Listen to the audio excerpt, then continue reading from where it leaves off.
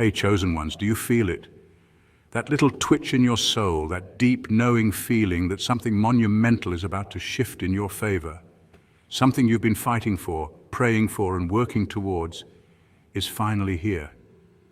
Have you ever looked back on your life and thought, why me? Why did I have to go through that particular trial, that specific heartache, that period of absolute soul-crushing confusion? I want to tell you a story about a young artist who felt the same way. He was a painter, but every single masterpiece he started, he felt compelled to rip up. He would paint for days, pouring his heart and soul onto the canvas, only to stand back and feel an overwhelming sense of dissatisfaction. He'd tear them to shreds, convinced they were all failures. His studio was a graveyard of torn canvases and shattered dreams. He saw other artists around him succeeding, selling their work and getting accolades, and he just couldn't understand why his gift felt more like a curse. He'd pray, God, why is this happening? Why can't I finish anything? What is wrong with me? What he didn't realize was that every single ripped up canvas was a lesson. Each tear, each discarded piece of art was refining his technique, teaching him patience and building a foundation so strong, so unshakable, that when the time came for his true masterpiece, nothing could stop it.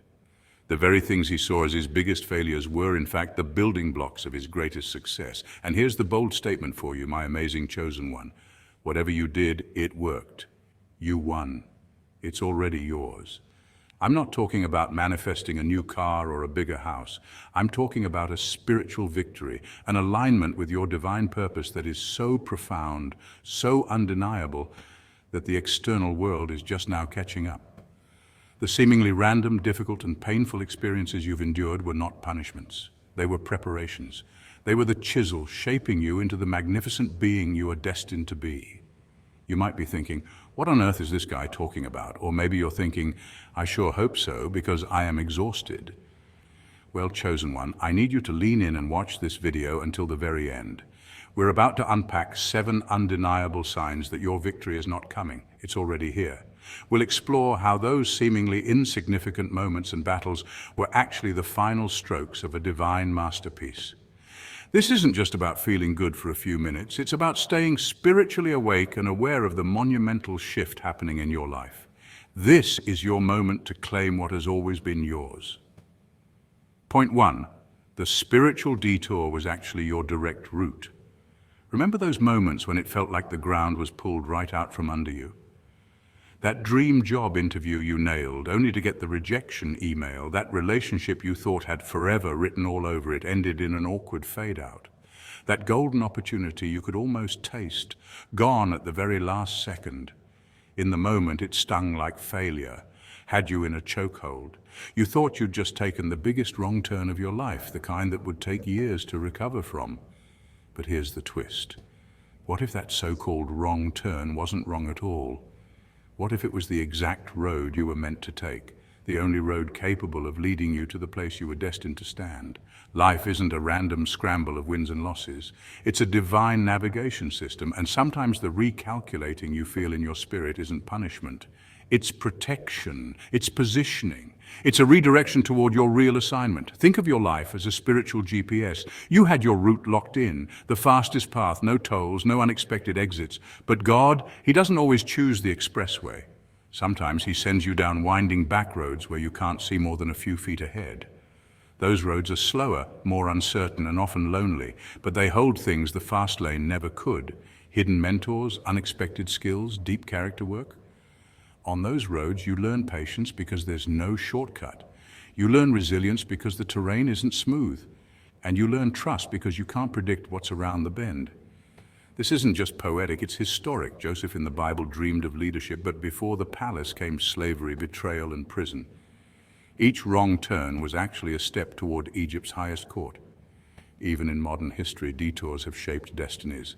Steve Jobs didn't just bounce back after being fired from Apple. He created Pixar, revolutionized digital animation, and returned to rebuild Apple into the tech giant we know today. The exile became the training ground. The setback became the foundation. For the chosen, these detours aren't wasted years. They're divine strategy. God uses them to prepare you for a weight you couldn't carry before. You might see others zoom past, marriages, promotions, dream houses, while you're still navigating curves and potholes. But what they don't know is that you're not just heading to a destination, you're being built for it. The scenic route forces you to grow in ways the straight road never could. One day you'll look back and thank God for every closed door. That rejection letter spared you from an environment that would have drained your spirit. That breakup freed you from a lifetime of compromise. That loss was the very thing that made space for your biggest gain. You'll see it clearly. The detour was the destination. So when life reroutes you, don't see it as a delay. See it as a divine detour designed for your readiness, because God doesn't just want you to arrive, He wants you to thrive when you get there. And the chosen understand that sometimes the only way to your destiny is the long way around.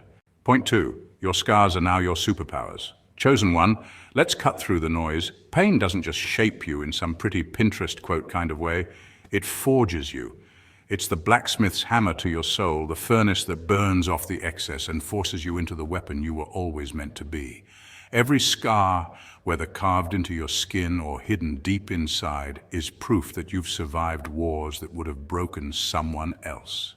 And those sleepless nights when betrayal replayed like a broken record in your mind, those weren't signs of weakness, they were the spiritual boot camp where your endurance was built.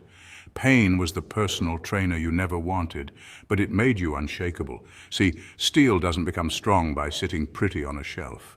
It's made in heat so intense it could melt anything unworthy. It's pounded again and again until it can withstand any blow. You, chosen one, are the same.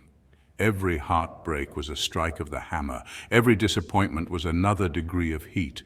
Every sudden ending was the cold water that hardened you into something that cannot be bent. The process hurt like hell, but you walked out of the fire with a structure no storm can collapse. Here's the truth the world doesn't advertise. Your scars are more than reminders. They're archives. They're like divine tattoos written in the language of survival. Neurologists even confirm that hardship, when processed with awareness, rewires the brain for greater resilience and emotional intelligence.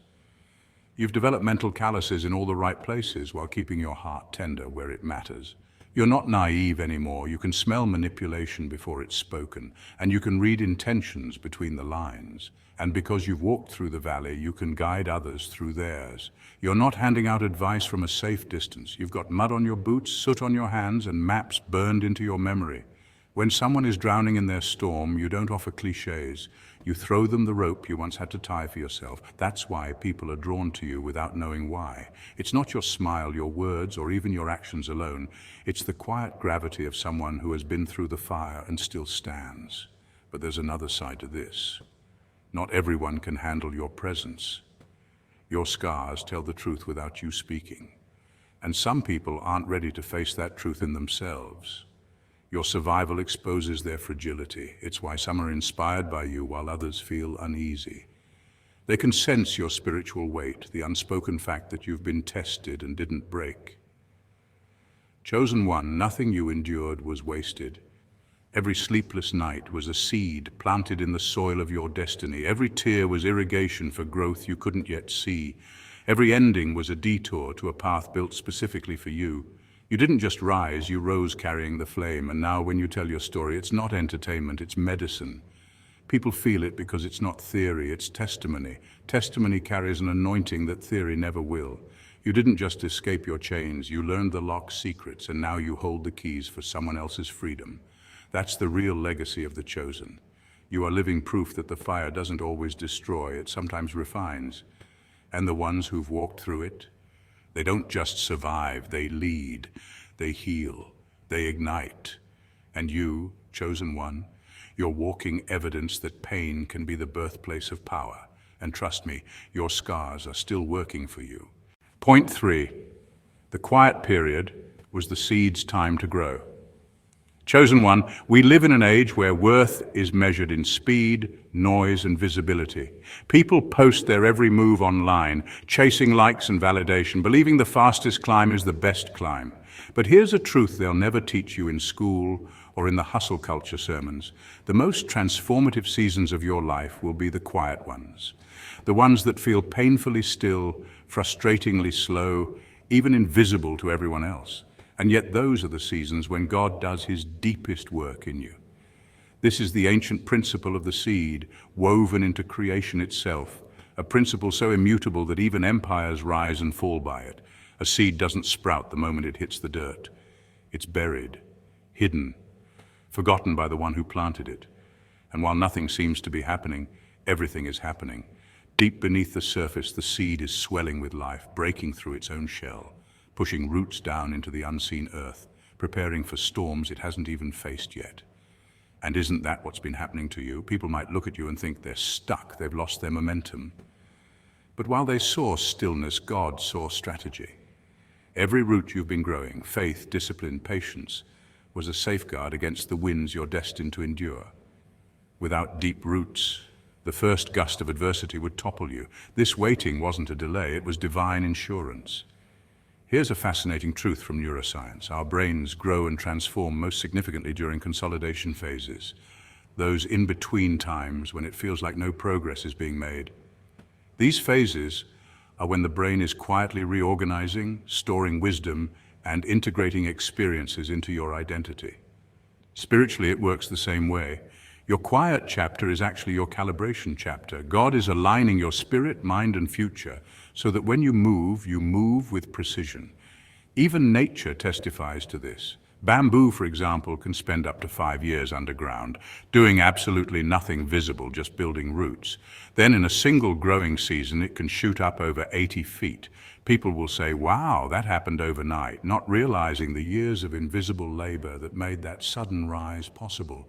That's the divine setup you're in right now. So, chosen one, don't resent the soil you're buried in. Don't despise the dark. Seeds are planted in darkness, not to be hidden forever, but to be prepared for light. Your hiddenness is not your end, it's your incubation. When the time is right, your growth will not just be visible, it will be unstoppable. And when you finally break the surface, it won't just look like you made it, it will look like you were born for it. You are not late, you are not behind. You are exactly on God's timeline, rooting deep now so that when you rise, no storm, no critic, no betrayal, and no false opportunity can uproot you. And when that moment comes, it won't just work, it will flourish beyond what you prayed for, because the foundation was built in silence, in patience, and in faith. When they say you came out of nowhere, just smile. You didn't come out of nowhere, you came out of the soil, and that's the strongest place to rise from. Point 4, your losses were actually divine replacements. Chosen one, let's go deep for a moment, back to that instant when it felt like the oxygen had been stolen from your lungs. The day the thing you prayed for, planned for, or poured your heart into slipped through your fingers. Maybe it was the dream job you thought had your name etched on the door. Maybe it was the friendship you swore would last until your hair turned gray. Maybe it was the love story you thought was scripted in heaven itself. It wasn't just disappointment, it was grief, the kind that sits heavy on your chest at 3 a.m., whispering, why would God lead me this far only to let it crumble? But here's the plot twist. Maybe you didn't lose at all. Maybe you were being positioned for a divine exchange so big that what you lost could never have held the weight of what's coming.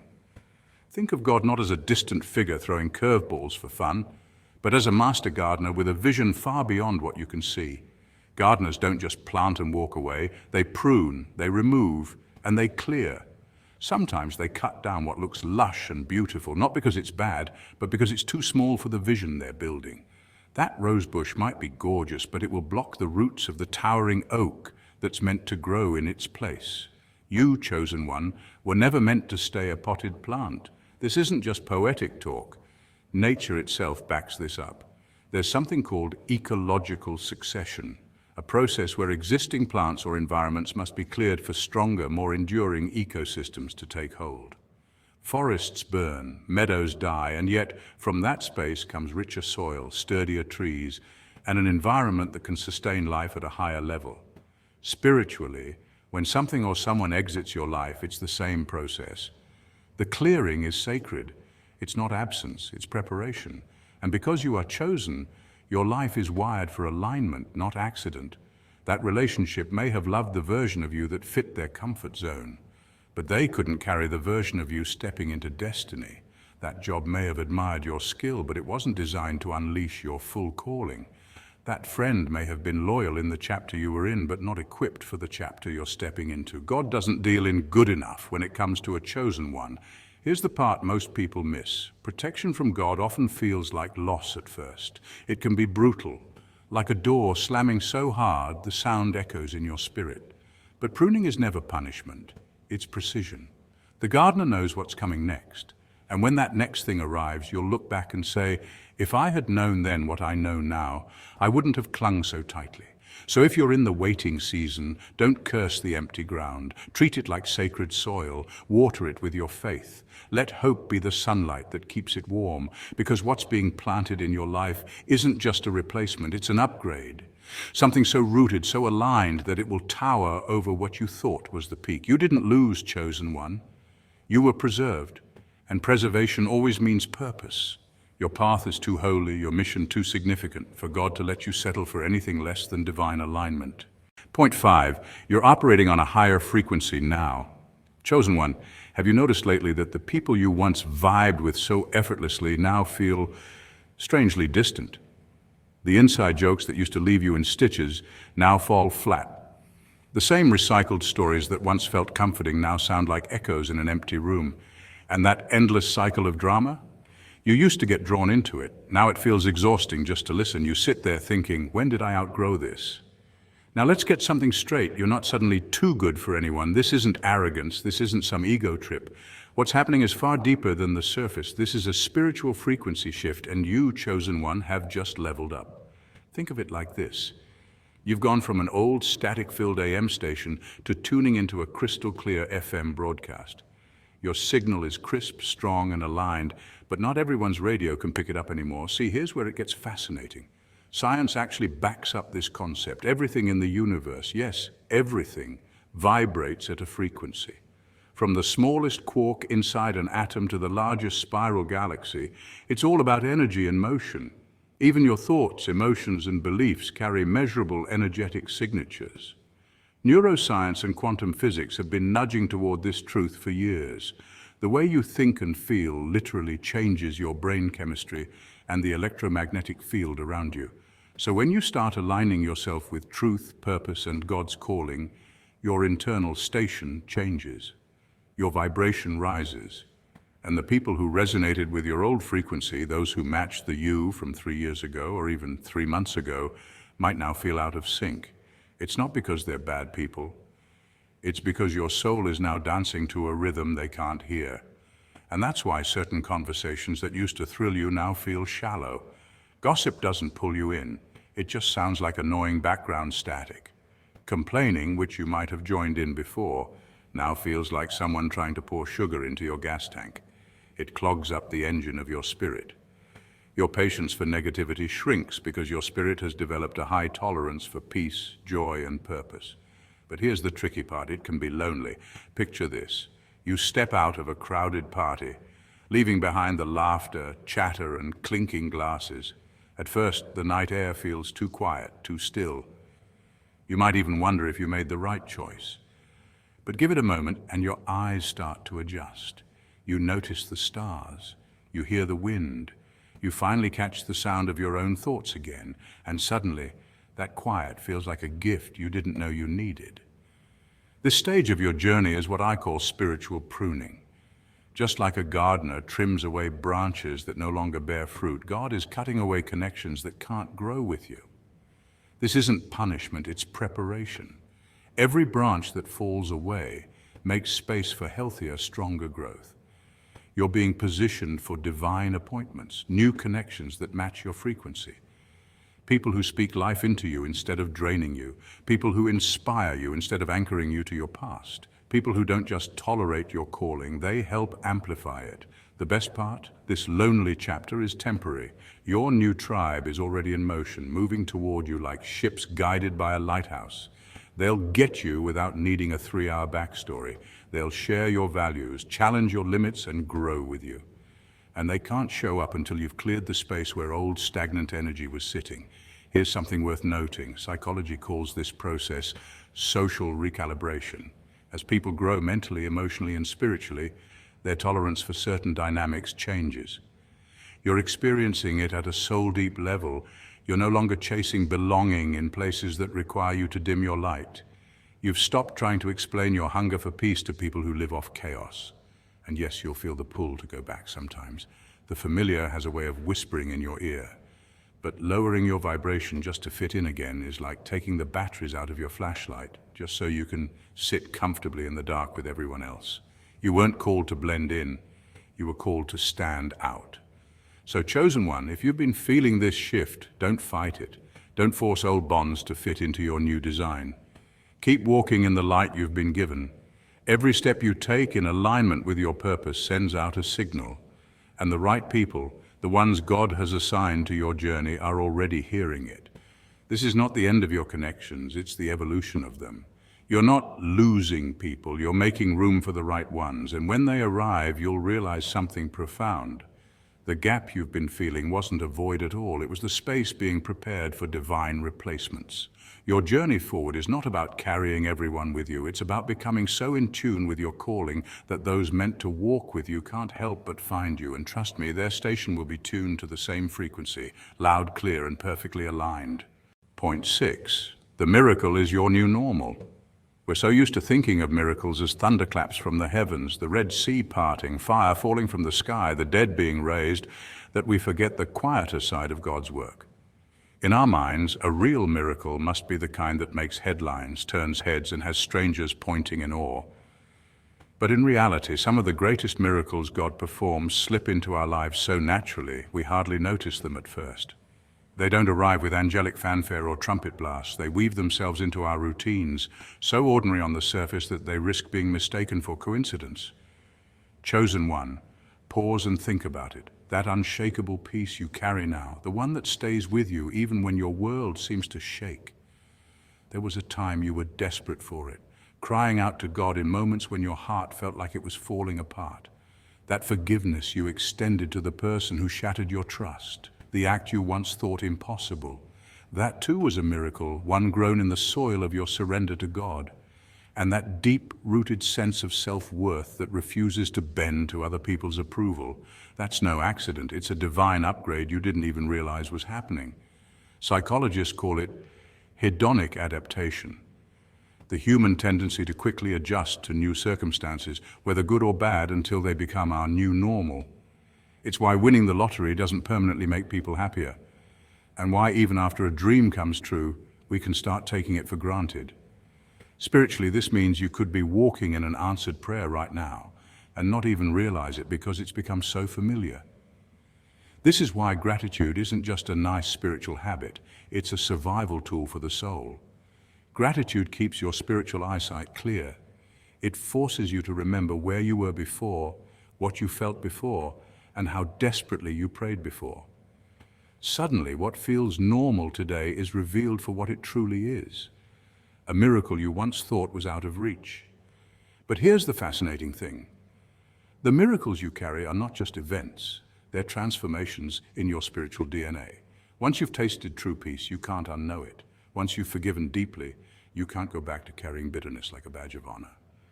And once you've learned your worth in God, no amount of rejection or criticism can shake you back into the chains of insecurity. That's why the enemy fought you so fiercely before you reached this point. Because these are not one-time blessings. They're permanent shifts that make you untouchable in ways you never were before. Your breakthrough didn't just change your circumstances, it rewrote the way you walk through life. The responsibility now, chosen one, is stewardship. A miracle unattended can be stolen, diluted, or forgotten. When you feel that peace being chipped away by worry or conflict, treat it like the treasure it is, guard it fiercely. When someone tests the limits of your forgiveness, remember that this was not weakness, but a demonstration of supernatural strength. And when your value is questioned, stand tall, knowing your worth is anchored in something far greater than human approval. God didn't give you these miracles so you could coast. He gave them so you could live at a higher level of faith and purpose. What you have now, the peace, the forgiveness, the self-worth, is the foundation for everything God is building next. You didn't just make it through those storms, you graduated from them. Every day you walk in this new reality, you are living proof that miracles don't always shake the earth. Sometimes they quietly reshape your heart until you no longer resemble the person you once were. And perhaps the most beautiful truth of all is this: you don't just miracles, you've become one. Your very life, the way you carry yourself now compared to who you used to be, is a testimony written in real time. You are the quiet miracle in someone else's storm, the evidence that God is still in the business of transformation. And while the world might be looking for lightning bolts and earthquakes, heaven knows the truth that some of the most powerful miracles are the ones that never make a sound, yet change everything forever. Point 7. The final test was the recognition of your victory. Chosen ones, here's the truth. They don't put in the movies. Your final test wasn't a lightning strike moment where angels blasted trumpets and your enemies fell to the ground in slow motion. No, it was subtler, quieter, and infinitely harder. It was that deeply personal, lonely crossroad where you had to stand in the gap between what God promised and what your eyes could see. There was no applause, no clear sign, no obvious reason to feel certain, and yet you did. You declared, "I have faith that it's already done," while every logical part of your brain whispered, "Are you sure about that?" That's the battlefield the chosen face, not always against people, but against doubt, fear, and the very human desire to have proof before believing. This is where faith turns from a pretty word into a living force. Spiritually, this aligns perfectly with Hebrews 11. 1. Faith is the substance of things hoped for, the evidence of things not seen. In that moment, you weren't just speaking words. You were engaging a spiritual law. You shifted your inner frequency from desperation to victory. You stopped begging for a breakthrough and started walking as if it had already happened. And when that alignment hit, the atmosphere around you shifted. That's when you realized the final test was never about God deciding if you were worthy. It was about you deciding if you believed Him without seeing the results first. Think about how seeds grow. You bury them in darkness, and for a long while, nothing seems to happen. But underground, roots are forming and foundations are being set. Your faith is like that. By the time the sprout appears, the victory was already sealed in the unseen. And here's the thing, chosen one. You didn't just pass the test. You graduated from a level of spiritual dependence on circumstances. That's what separates the faithful from the faint-hearted. Anyone can believe when the evidence is in their face, but only the ones truly walking with God can celebrate while they're still in the waiting room. That's a sign of maturity, not just spirituality. So yes, you won, not because the storm stopped, but because you refused to let it dictate your trust. You didn't just align with God's will. You synchronized your perspective with His reality. And that's the key. Victory wasn't an event you arrived at, it was an identity you stepped into. The very moment you chose to believe without seeing was the moment the war ended in your favor. The enemy's last play was to make you think you were still fighting for something that was already yours. But you caught on. You understood that the final test wasn't to defeat you, it was to reveal you. Now you're standing here not as the wounded survivor who barely made it, but as the proven warrior who walks in quiet authority, knowing the crown was placed on your head long before anyone else could see it. And that, chosen one, is the real win. Chosen one, take a slow, deep breath and let it fill your lungs. Now exhale, not just the air, but the weight you've been carrying. Look around you, not with hurried eyes, but with the stillness of someone who finally understands they've arrived.